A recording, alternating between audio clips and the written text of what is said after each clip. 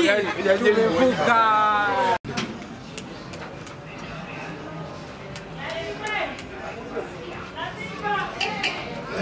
Poa vipi mwanangu? Safi tu kwema. Wewe mshabiki wa timu gani? Simba mnyama. Vipi unajisikiaje na mchezo wa leo? Kwanza najisikia faraja kwa sababu lilikuwa ni swala la muda mrefu. Na ndio maana hata kwa sasa tulikuja na kauli mbiu kwamba hii tunavuka, na tunachoshukuru Mungu tumevuka. Vipi performance ya Simba leo ilikuwa vipi? Performance ilikuwa nzuri japo ilikuwa ni kwa vipindi. Kuna kipindi unaona timu inakuja, kuna kipindi unaona hivyo, lakini kwa ujumla performance ilikuwa nzuri.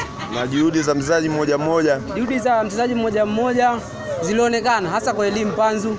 Tulimuona manufaa yake na tunafikiri tutaendelea kufaidika naye. Na tunajivunia kumpata Elie Mpanzu.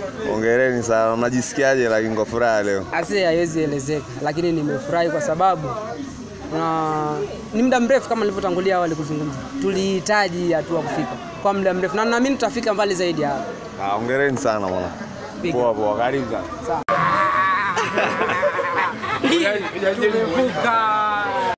Mimi naitwa Ayubu dereva Toyo.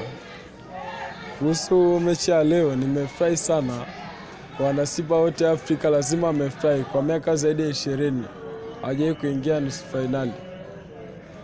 Kwa hiyo tumefurahi sana kwa kushinda goli 2-0 nyumbani na kushinda kwa mikwaju ya penalty. Game leo ilikuwaje? Ilikuwa nzuri sana. Elie Mpanzu, Kibu, Steven Dese Mukwala, kocha amefanya vizuri sana.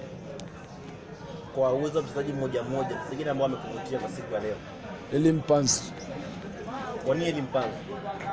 Kwa sababu amecheza vizuri sana. Kuanzia mechi ya ugenini kurudi hadi nyumbani amecheza vizuri sana. Unatuahidi nini baada ya kuvuka? Tunaenda finali, tunarudi na kombe nyumbani. Unawajika tunarudi na kombe nyumbani? Tunarudi nalo nyumbani. Ndio nitakumwambia mwalimu wenu kwa siku ya leo.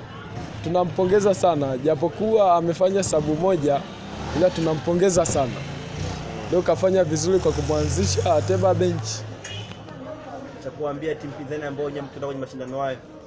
Nadhani mechi inayokuja atakuwa na Zamalek.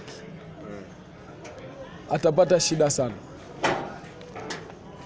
Staili moja ya kushangilia kwa siku ya leo, makini mwana mkula Simba yupo paka chini. Yaani leo tutashangilia kama style ya Maele.